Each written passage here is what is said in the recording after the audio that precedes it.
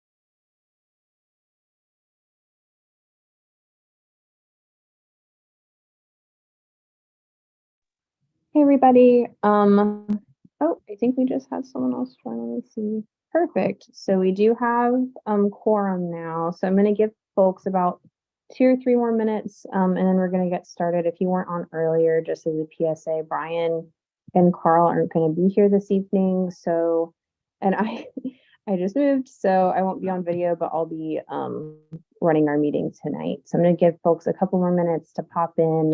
Alexa told me she might be a couple minutes late. And then we can get started.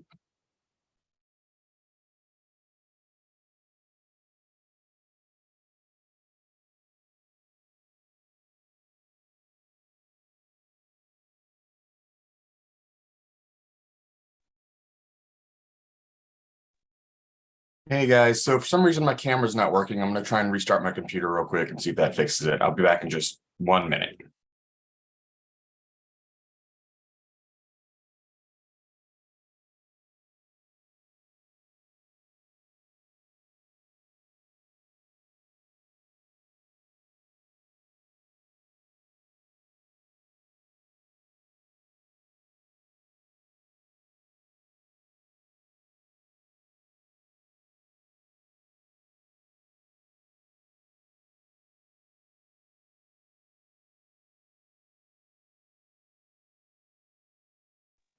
And Benita, would you please let both Anthony Scott and Anthony Snell in as panelists? Yes, I will. Thank you.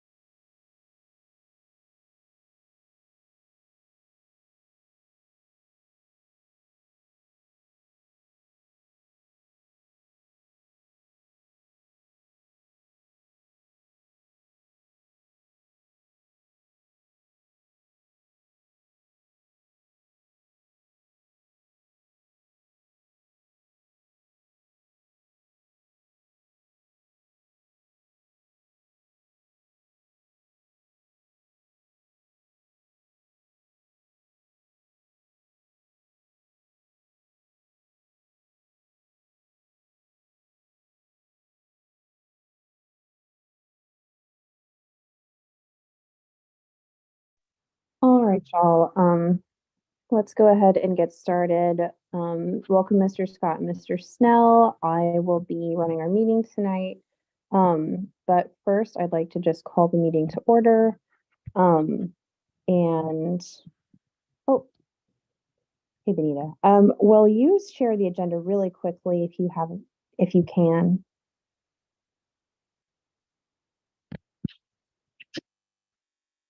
You are muted if you're speaking. I think you. Yes, I'll pull it back up. Thank you. Thank you. Should just be for a second and then we'll get started.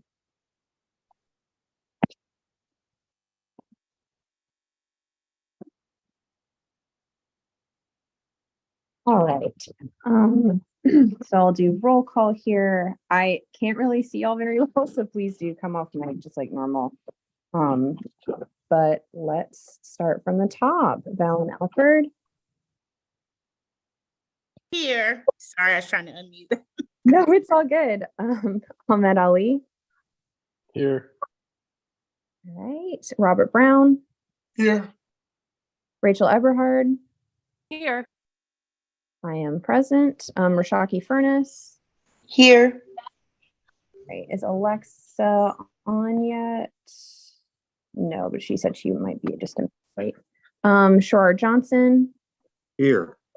All right. Amy Jones. Here. Okay. Seth Candle. Seth, are you back on? Yes, ma'am. I'm here. Perfect. All right. And that is everyone. Wonderful. Thanks, everyone. Unless, wait, hold on. Is Richard here? No, Richard Levin is not here yet. All right. So,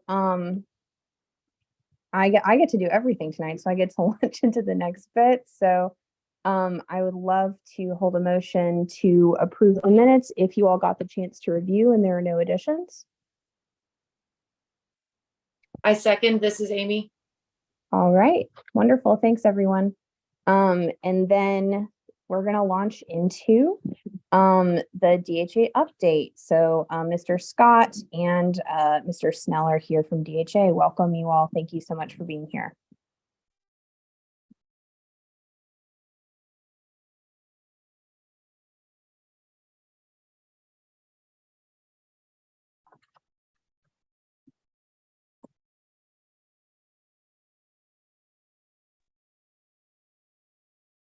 Oh, I'm talking, you can't hear me. So I was saying, thank you, first of all. And then I was saying I was going to share my screen to do the presentation if you guys are okay with that, rather than trying to Yep. say. Yeah, Okay. Thank you. Let's do it that way.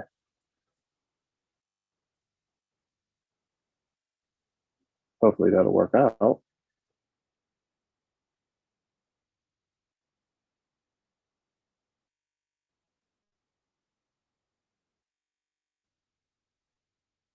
All right, everybody can see that okay?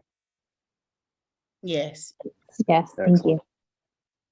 So I'm essentially picking up where we left off in January, kind of give you an update on these key items, and then whatever questions you have at the end, you can certainly throw those in, and we will do our best to respond accordingly.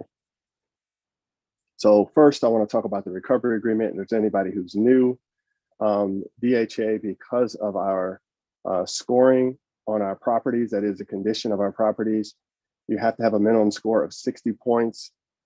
We had several properties that did not meet that standard. And because of that, we end up having to do something called a recovery agreement with HUD, which outlines what we're going to accomplish in the next 2 years.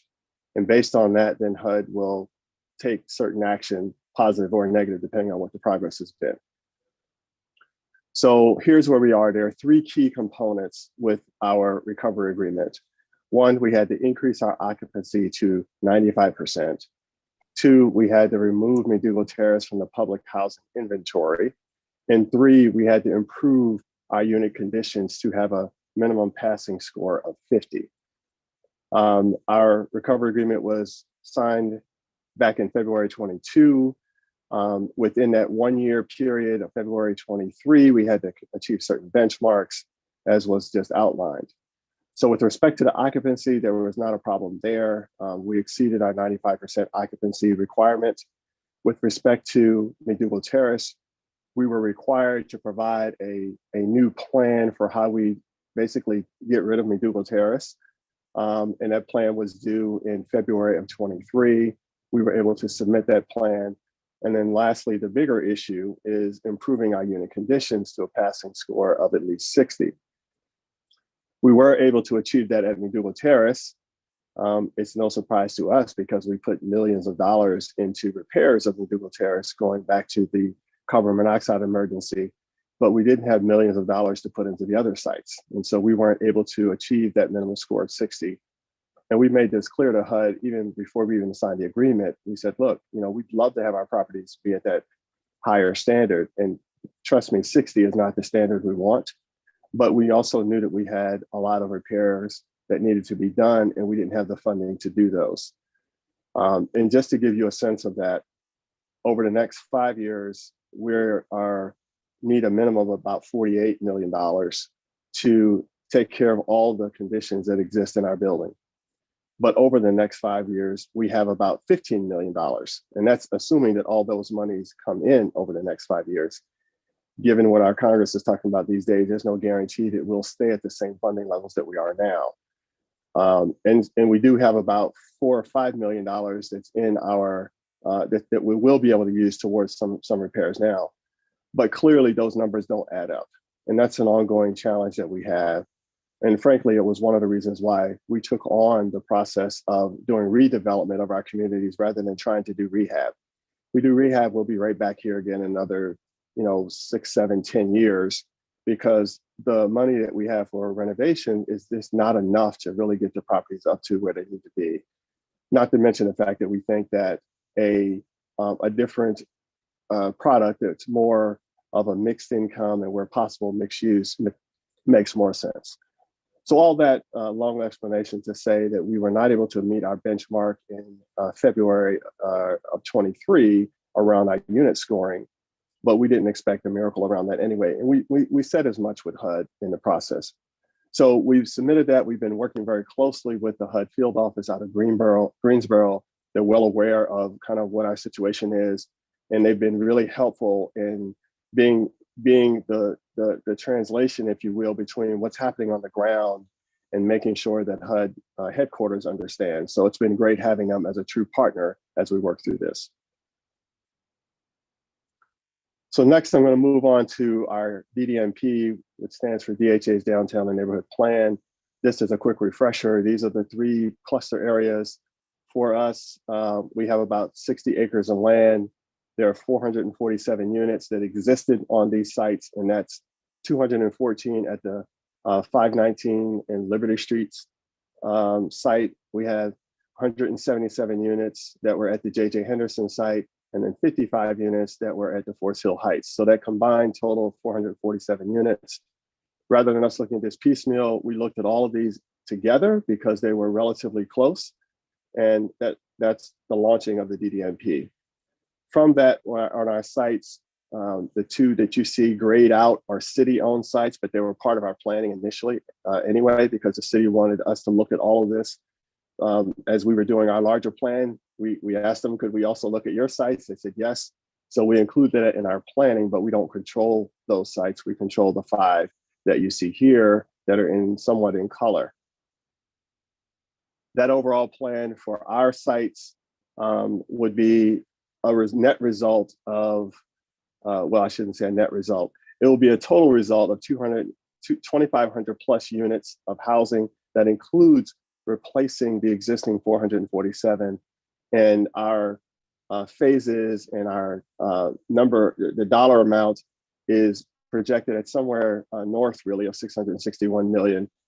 These numbers have not been updated since January, but we're waiting for some finalization from some of our partners, and we'll talk a little bit about that shortly. So first, I wanted to start with the DDNP, what I call the Jay's Senior Campus. That's the J.J. Henderson Towers, as well as the Joyce, a new construction site, and then also the Miracle League, because we were part of that as well. So what you see here is the original J.J. Henderson building. It was fully renovated. We talked about that back in January because we completed that in the fall of last year. And then the Joyce new construction, which was about 90% complete when we came together in January. Of course, we had our ground opening for J.J. Henderson. We had about a $3 million contribution from the city. And more recently, we had our opening for the Joyce, which is an 80-unit senior building. 20 units of those are 30% and below.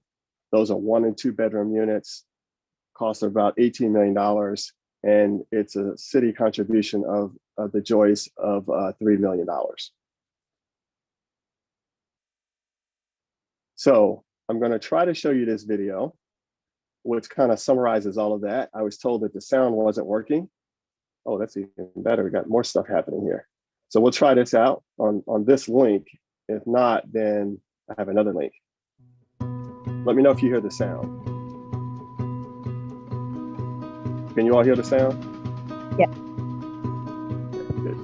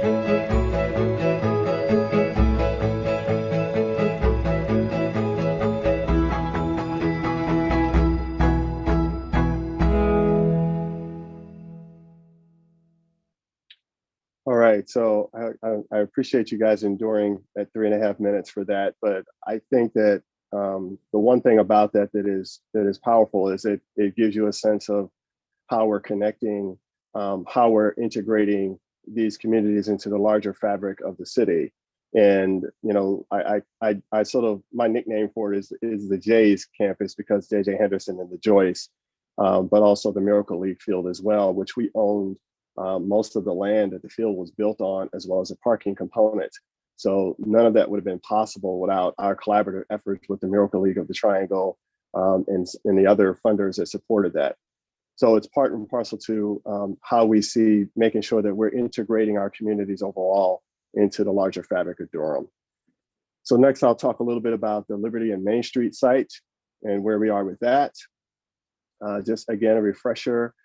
This was a plan to turn the 214 units that you see in the top right corner, which includes about 108 units of the 519 tower and then 106 units of apartments, and converting that to the plan that you see there to 555 units, including affordable housing as well. So it is, again, looking at the assets that we have, figuring out how we can increase affordable housing, but create a better community overall, particularly with mixed use as an option in the case of this site, because it's right on Main Street where it has commercial and retail space, as well as mixed income.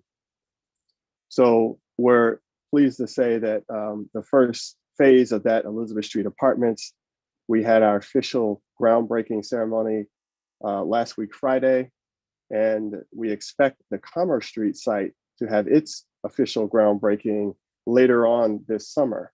So we're seeing great momentum on that site. And one of the great things about that site is that we were able to win the $40 million Choice Neighborhoods grant. This is something we talked about back in January.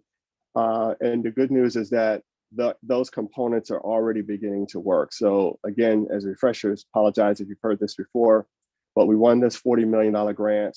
70% of that goes directly to the physical housing being built on the site.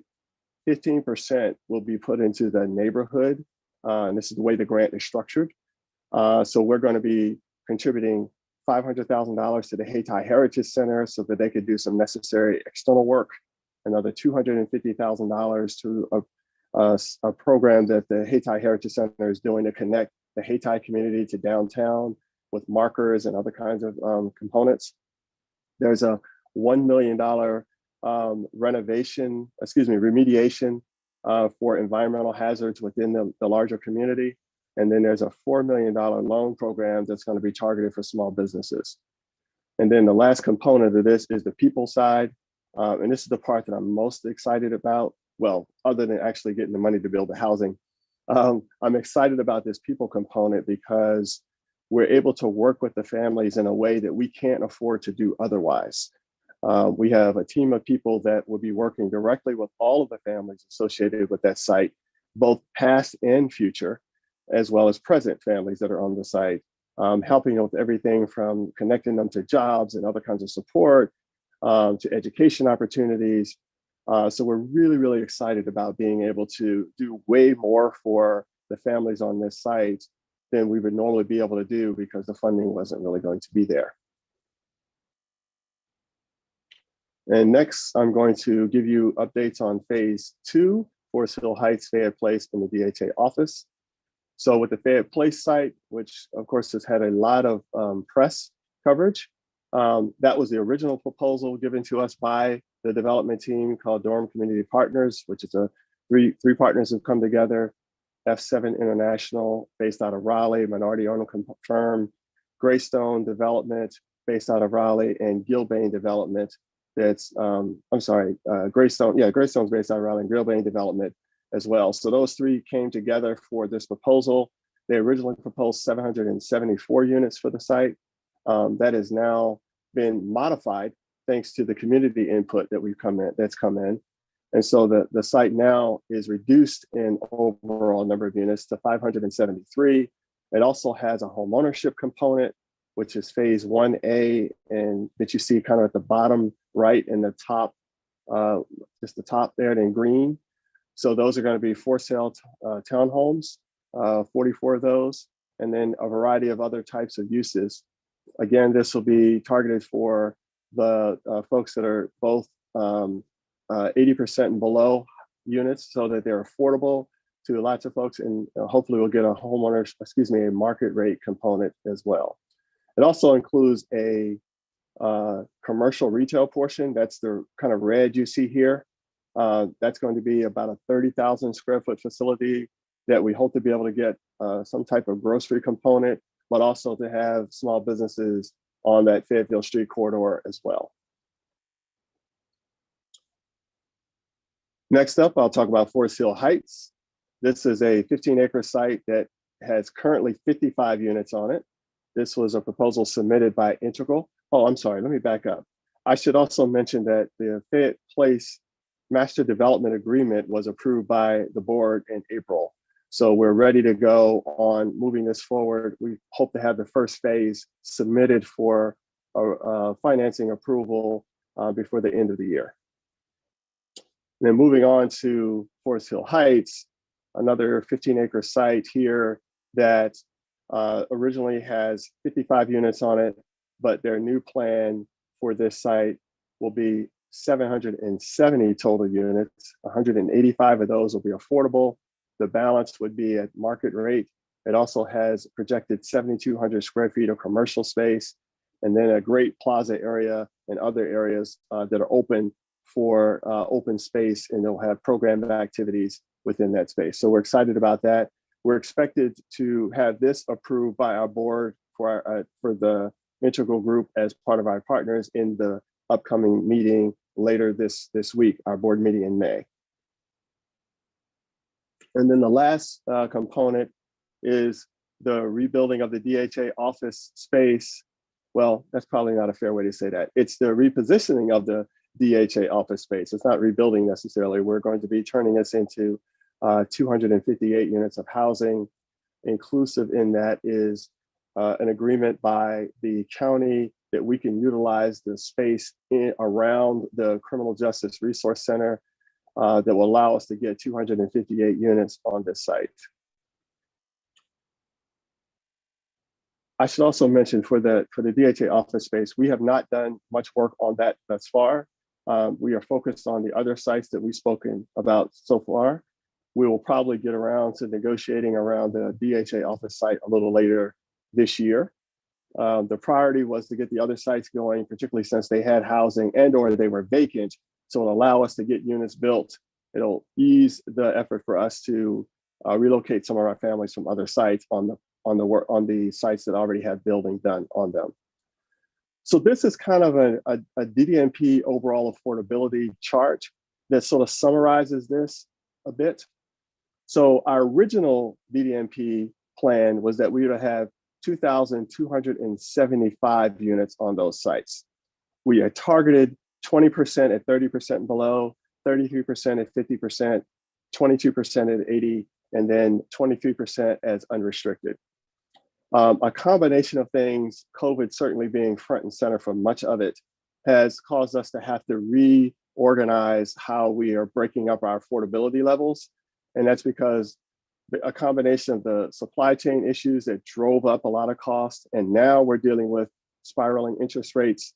In order to make these sites more feasible, we've had to restructure how some of their affordability is. Now, I'll say this, that this is where we sit today, or I should probably say as of January, but these numbers will continue to change as we are finding other resources. Like the C&I grant was huge in helping us be able to do more affordability on the Liberty and Main Street site. We're going to be looking at creative ways to utilize some of the infrastructure dollars that might be able to get us to move the needle on some of these affordability numbers. But the last column that you see speaks to what our overall increase has been. So we've had an overall increase of 269 units on the exact same footprint. We've had 96 additional units that are 50% and below, but you can see we've lost a huge chunk of units that are at the 80% AMI number. So we're hoping to be able to whittle that down, but at this point, this is where we are currently. This is one of the reasons why we always come back to you guys and give you updates periodically so you can see how the numbers tend to move. And these are strictly related to just the changing financial dynamics that are out there. McDougal Terrace, this was something that got put on the radar as a part of our redevelopment agreement officially. We were already going to be taking on McDougal as a redevelopment effort anyway, but with the demands of HUD, it put it front and center for us. So McDougal Terrace, our largest site, is 360 units. We all remember the carbon monoxide crisis we had in 2020. It sort of spoke to a lot of the challenges around having a building that was built in the early 1950s without having the necessary funding to kind of keep the building up. But also just the fact that it's a building that's that old and it was public housing that was built. The standards for public housing were different back then. And so it doesn't really fit the modern day times of what an acceptable unit should look like. Further, when you look at McDougald Terrace and the needed repairs over the next 20 years, it will cost us $35 million just to get the unit up to where it needs to be and keep it at an acceptable level. So we think it doesn't make sense for us to pour that amount of money into this, but rather to look at a redevelopment of the McDougald Terrace site. So when you look at the site overall, as much of the work we do, we don't just stay focused on the one site. We look at what's happening around it to see what types of opportunities that exist that might have us come up with a better product and not just sort of focus on the one island of McDougald Terrace. So that necessitated, one, looking at the Lincoln Apartments that's just cat a corner to McDougald in a certain place. That's another 10 acres. Our nonprofit arm owns those units in that site. So we would always look to incorporate that into this new development.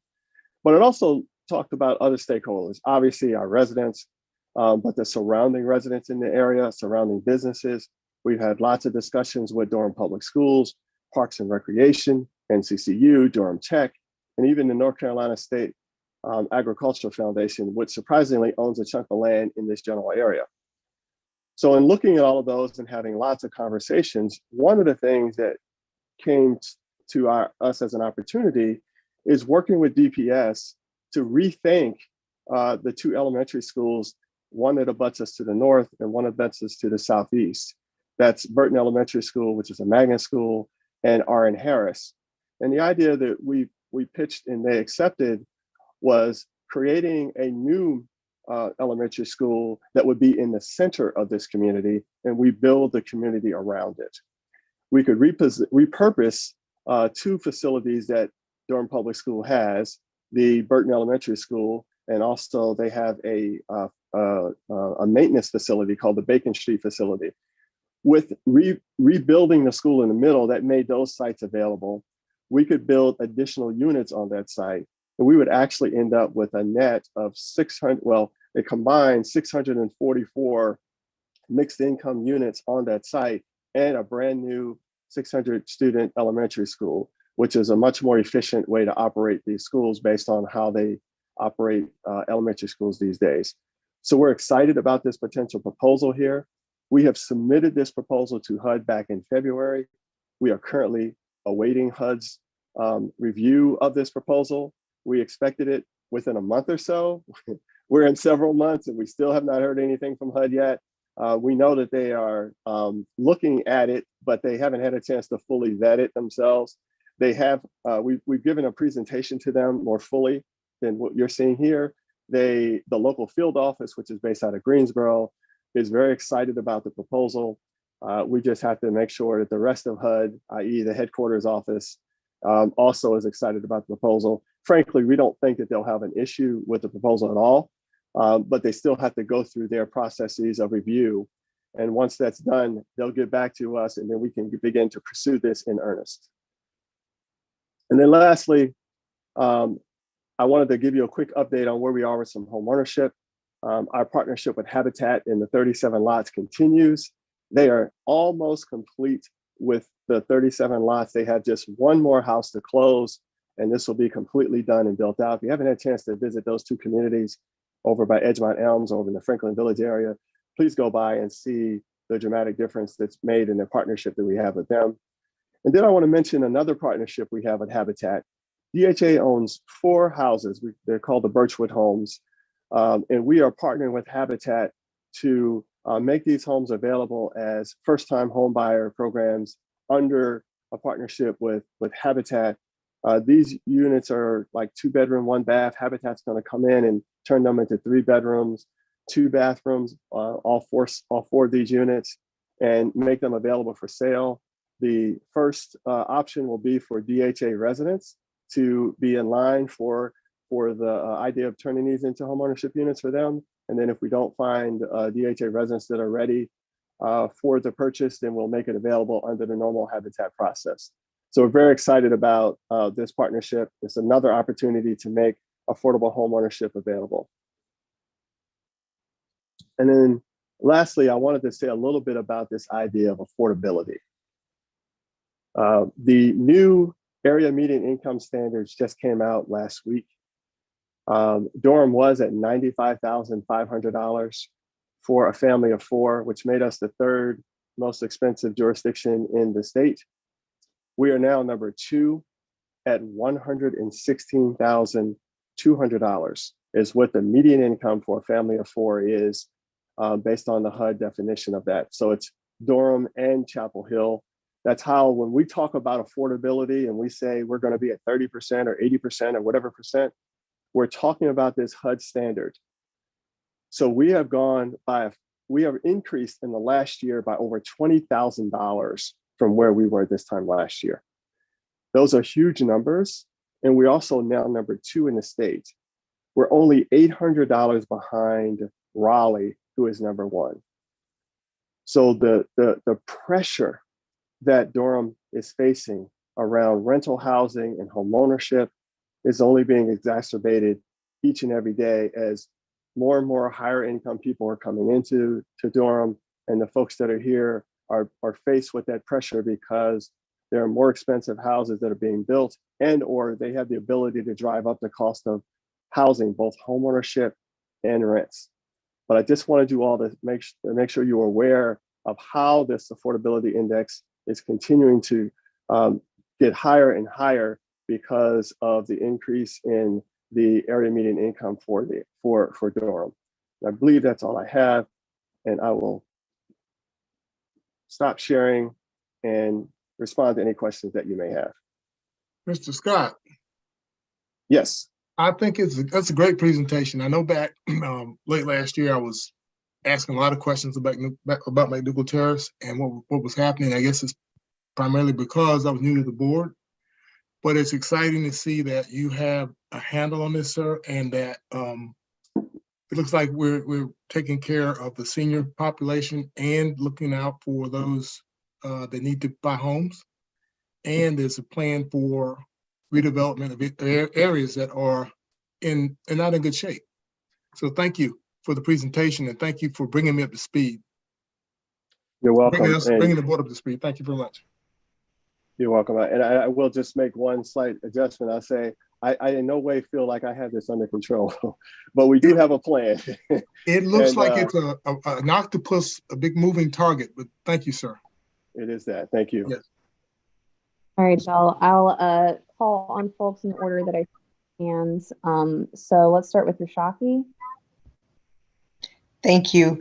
I echo Mr. Brown's sentiments. Mr. Scott, thank you for that wonderful presentation. Good job. I know, a lot of hard work. I know you don't do this alone. You have a team. And I know we still have a long way to go, but, just phenomenal progress. So thank you. I had one question. The maintenance building that you mentioned that would be going away to make the elementary school, is that currently in use, or? It is. Okay, so what is happening to that building? Where's that being?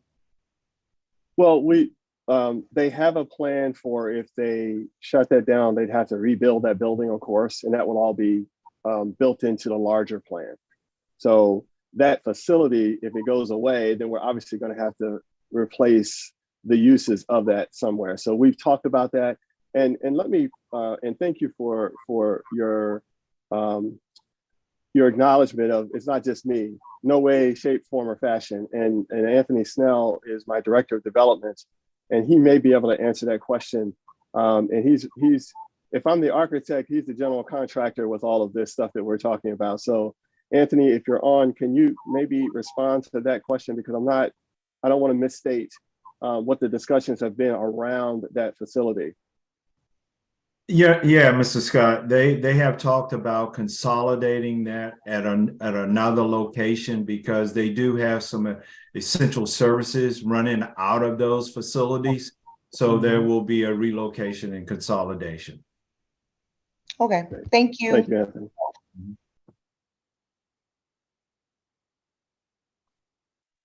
Okay, y'all, I see Amy next. Yeah, like Bacon Street is actually where all the food services are operated out of. So it's a busy place to go any time of day. I have two questions. The first one I promise is going to be a super, super quick answer, but then the second one, it's maybe not as quick. So on the first one with the CNI,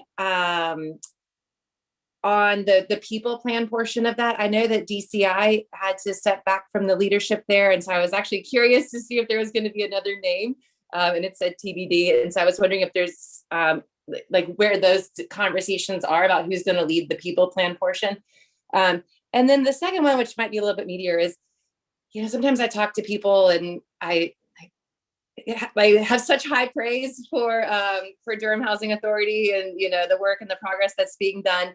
But, you know, people that don't know everything that's being done, they're like, oh man, our housing it's so bad. I can't believe they, and like, just people don't know. So I guess I was be curious if you like had an elevator pitch that we can tell people like, you know what, I don't think Mr. Scott even believes that, you know, like the properties are where they should be, but, you know, like here's, I don't know, just like how we can talk to the general public about this if they know that we are somewhat connected to affordable housing. Sure. So I'll start with the first one, which is somewhat easier. But we've done a request for proposals to solicit a replacement for DCI. And I'm not sure where we are in the process, but I think it ends at the end of this month, and then they'll go through the review process as usual and select a new vendor, if you will. With respect, bless you, with respect to the other components, I think that the easiest thing I've been trying to do is explaining to people that what I said earlier, we have over the next 5 years, we have $48 million worth of need, but at best, we're going to get $15 million to do that work. So clearly those numbers don't work. And, you know, we know that this challenge that we face around the need of the repairs versus the funding that we have is ultimately what the driver is. It's the driver for why our units look the way they do and why we're robbing Peter to pay Paul. And it's why we're taking this approach around how we're looking to redevelop our sites, because we get away from the 100% reliance on the federal government, because Congress is clearly not interested in properly funding housing authorities. We're not even anywhere close to what we should be getting right now. Forget about the backlog of $80 billion that housing authorities are owed as admitted by HUD. So that's the struggle. And this approach that we're taking really minimizes just that one singular piece of funding that's coming in. It's a more diverse funding pool. That's why we have a variety of incomes that we target. When I showed you the difference between what we hope to have happen with our affordability levels and where we ended up, that's what's driving it. But the one thing to make sure that everybody is clear about is that we're not reducing the number of units that we have, right? We're bringing back all the public housing units we have. Even when we tear something down, we're bringing it back. And it may not be on that same site, right? So when you look at some of the work we've done, we put 20 units at the Willard Street Apartments. We're going to put 22 units across the street from where my office is, the site that the county is doing. Another 46 to where the county is building its other parking lot next to the social services building. All of the DDNP 447 units will stay in our larger target area, but we're not trying to end up with 100% public housing in one site going forward, because we don't think that works financially, and we certainly don't think that it works socioeconomically. So a little long, but those are the elements. It was a really tall building. You had a long elevator ride. I stopped it on the way down. All right, y'all. Thank you, Mr. Scott. Seth. So I apologize. I have a bit of a multi-part question. The first one is, I know you're looking at using the McDougal Terrace area for that renovation and the school location. The two questions to that is, what's the timeline for getting everyone out of McDougal Terrace and beginning that construction? And what's the timeline for moving the school students into the new facility? No time soon. That's the short answer, right? We don't even have a plan around that timing yet. So just like with all the other work, we have to go through an extensive planning process to figure those things out. All we're doing now is showing what the concept is. And once HUD approves this, then we can do that next level in earnest to figure out where the funding is going to come from for all of this, both the school side as well as the housing side. What's the timing? How many phases are we going to need? And obviously, how are we going to deal with the relocation of the existing residents? The one thing I'll say is that the Lincoln Apartment site, which is about 10 acres, will be housing that we can build first, so we can start to relocate some of our McDougal residents there. The housing that we built on other sites, such as Fayette Place, will be a place where we can relocate some of the families to as well. So all that will come as part of our relocation plan, which, by the way, we have to complete a plan and it has to be approved by HUD before any work happens. But that comes in the next level of planning process that we go through. Just like for when you look at Liberty Street, we had to go through a whole extensive planning process around that for how we're going to relocate people. And you do it in phases so that we got to figure out what housing are we going to move them to. The other thing is that we stopped leasing at McDougal. We stopped at the beginning of the year, I think, actually last year. And so as attrition occurs, we will have some vacancy that evolves around that. Okay, perfect. My other question is based on the number of units at the AMI levels, and looking at the recent AMI that just came out last week. I saw we lost a lot of units at the 80% level. Those breakdowns of how many units are targeted at each level, are those based on need, or are those based on grants saying you have to have X number of units at 80%, at 50%, at 30%? The reason I'm asking is at the retreat a few weeks ago, we were actually discussing, and like, I'm a family of 5, but we're a single income. So we actually qualify for the 80% AMI. Mm-hmm. But we're not really hurting all that much. Because Durham and the Triangle's actually done a decent job of balancing a lot of things. And so I see we've lost a lot of the 80% units. Is the need to put all that money back into the 80% AMI units based on need at that market level of 80%? Or is it based on like how do we decide how many 80% units are being made? How many 50% units are being made? How many 30% units are being made? Right. So first and foremost, we're replacing all of the 447 existing public housing units, right? That's priority one. And then secondly, we have the opportunity to create some more 30% units because of a program called Faircloth, which I won't get into, but basically it's units that we have available to us. If we build the units, HUD will bring the financing. They'll continue to fund those. So that's great, because I remember early on in the process, there was a lot of criticism. We guys like, you're not increasing the 30% units. I'm like, no, I can't, because I don't have a way of increasing the subsidy. With the Faircloth units that we have, we will be able to add more 30% units. And we'll continue to do that as we go until we reach that cap. And then it just comes down to numbers. With the types of financing we receive. So if you're doing low income housing tax credits, your max is 60% average, right? That's the AMI that you can address. So we figure out how many tax credit units can we get and pay for. And then you kind of look at, okay, how do we get to 80% units? That's a subsidy that doesn't really exist, right? It doesn't really exist out there. So you have to make that work by how many market rate units you have that help subsidize less than market rate units. So it's strictly just a math game. Okay, and I'm by no means saying we need more 80% units. That's I'm arguing the opposite. We do need more 80% units, but it's just because our numbers have gotten a bit inflated and a bit warped due to unfortunately a very tiered aspect of society. I Yes, just want to make sure we're really targeting the ones who are needing it much more. And it sounds like there are already programs out there that do so. So please ignore me then.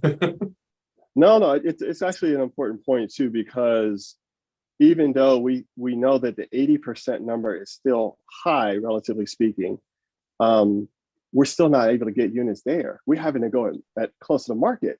So we're still missing a gap of people that could use housing at the 80% and below level that we can't reach at all. Whereas before, and granted, those were lower AMI numbers when we started the planning, it still tells you that we've had to lean more on the market side to get as many affordable units as we can at the 60 and 50% level. Awesome. That is all my questions. Thank you. I really appreciate it. Sure. All right, is there anyone else who has a question for Mr. Scott or Mr. Snell? I don't see any more hands. All right, and there aren't any Q&As currently in the chat, so thank you so much, Mr. Scott. Thank you, Mr. Snell, for being with us this evening. I already have your presentation, which I will put in our minutes as always. Thank you so much for sending that along.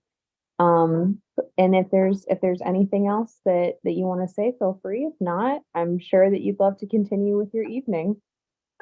All right, Mr. Snell, anything you wanted to add that I might have forgotten?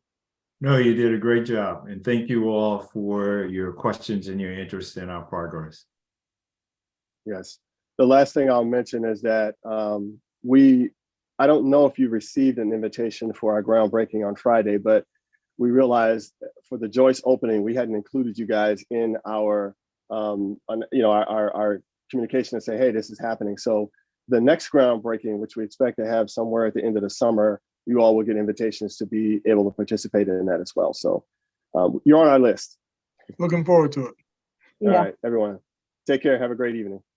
Thanks so much, Mr. Scott. Have a great evening. Awesome.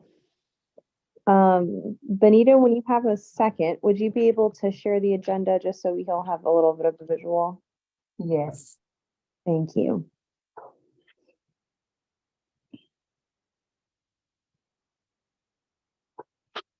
All right. So, quick update from me on the CAC retreat. Those of you that could make it digitally or in person, thank you so much again for your attendance. It was wonderful. Reginald did an incredible job walking us through all of the plans. It was recorded over Zoom, and I'm just waiting on that recording. Once I get it, I'm going to email it out to you all, and I'll also put it probably in these minutes that I'm taking right now, actually. So feel free to watch it whenever you all want. It's about 4 hours. I'm pretty sure we stopped the recording, but I'm not 100%. But overall, it was wonderful. Ahmed, Seth, if you all, Valen, if you all want to say anything about it, I would love to hear from you all. I think it was a really interesting opportunity because it really went into a lot of our programs that we monitor and supervise much more in depth and provided a much more granular breakdown of kind of what the community development office does and not only what they do, but also what they do with the few people that they have. I know they have some very high vacancy rates right now and are trying to fill a lot of those. And the fact that they're still managing to do what they are is extraordinarily impressive. I know how much of a hassle it can be dealing with federal regulations and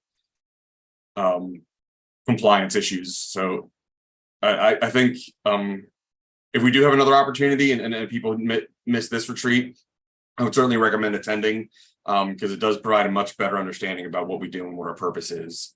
And I certainly recommend going back and reviewing the video. I apologize if you hear my voice a lot because I tend to talk a lot, obviously. I echo everything that Seth just shared. The retreat I felt like was very informative. Actually would strongly recommend that it be something we do. I know that people cycle on and off at different points in time, but whether, some kind of regular retreat, whether it be annual or every 18 months or, whatever, but some kind of full group orientation.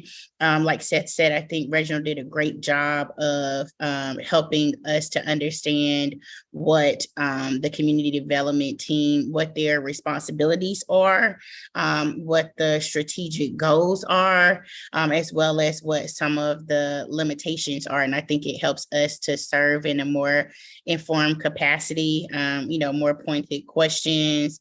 And even and how Seth was saying, like on that granular level, I think just having it having everything laid out and then sort of discussing the intricacies of sort of like each program and entity. We really even got down to sort of how like community development. I think this was a conversation we had on a previous call when we were talking about Community Development Week, and we were trying to figure out the best use of those fundings. And Reginald really broke down basically how community development works with sort of like pillars in the community to provide these services. And so some of the conversations we've had on previous calls have sort of been like, how do we get this information to community members? And I think that was, it was an aha moment for me, but just kind of understanding how all of that works helps us, like, then we started identifying like community stakeholders that maybe we could reach out to, that have the reach and have the relationships that maybe, places where we can, guide and intervene. So I thought it was informative. I think it's something that, the committee should stick to and formalize in a, some regular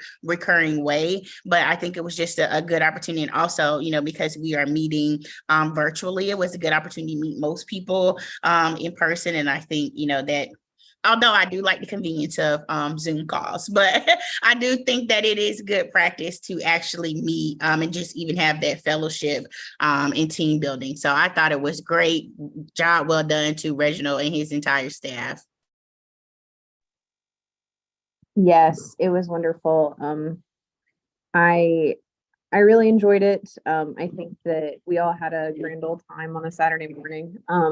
And I'm grateful for all of you. And I know it was both fairly short notice and hard to get everyone's schedules to align on a weekend. This is a big group, and so it's impossible to make sure that everyone can attend. Oh, there's Reginald. Awesome. I'm glad he's here. I thought you were on vacation. You shouldn't be here. But anyway, thank you all. Where I am. I called in. We won't talk about it, but good to see everybody. So yeah, thank you all for your attendance, and we'll definitely the executive committee and attendees, of course, have already said, hey, like, this would be great to have on a more regular basis. So as that kind of plan emerges, we will bring it to you all for your input, of course. All right. So the next section is board discussion, other business. I don't have any other business that I know about. Reginald, is there anything I'm forgetting about? If you don't mind. I would share that, first of all, greetings to everyone. Yes, I was on vacation and supposed to be off today, but clearly I'm not. I was off part of the day, in the weekend. But anyway, what I would share with you is that on Thursday morning, I will be making a budget presentation to the city council. Community development was one of the selected departments. And so I'm preparing that presentation and have already prepared it. And then also, the reason I'm here is that the Fayetteville Home Durham update will also be provided after I present the Community Development Department's budget. And so stay tuned for that. Of course, you will receive it. We'll email it out to you all after I make the presentation on the update of Fayetteville Home Durham. But you'll have the opportunity to see the city council ask questions after they receive the presentation, and that'll be on Thursday morning. So you're saying you're doing the Forever Home update at the budget working session Yes, right that's after? correct. Oh, okay. That's Okay. correct. That's correct.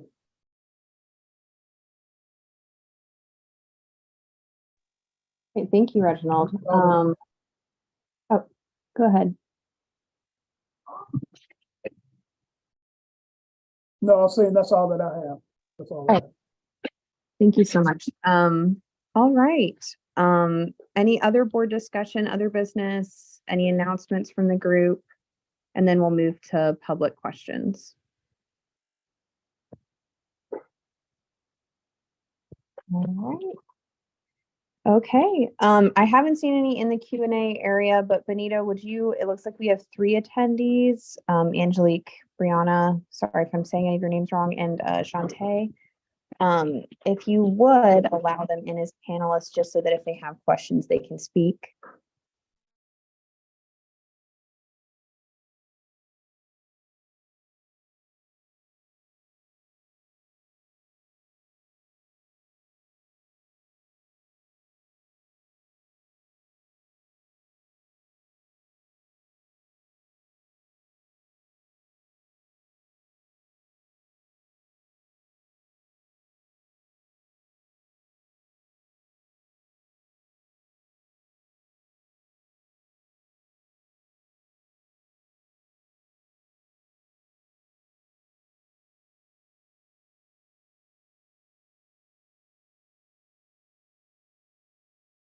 Hey, Lee, I just promoted them to panelists. Okay, let me see here. I'm not seeing them, but maybe that's just on my end. Okay, yeah, Oh, there we go. okay. Wonderful. There's Brianna, Shantae. Wonderful. Okay, so Brianna, Shantae, not to put you all on the spot at all, thank you so much for attending this evening, and Angelique for attending as well. If you all have any questions for the group, we would love to take them, but if not, also fine. I don't have any questions for the group. Thank you. Thanks. I do not have any questions as well. Wonderful. Well, thank you. Thank you for attending. We appreciate having the public involved in our meetings. Great. All right. Well, I think we're going to wrap up pretty soon here. Are there any announcements from any folks? Really quickly, just on the logistics end, for those of you that are either new to this board or new to boards in general, we will not meet in the month of July. So June, we will meet next month, and then we will have a summer recess and then meet again in August. And I know some people are cycling off, and so I'll, make sure that we have some time next meeting to bid anyone adieu who is leaving us and talk through that process for those of you who are new. But is there anything else that folks would like to announce?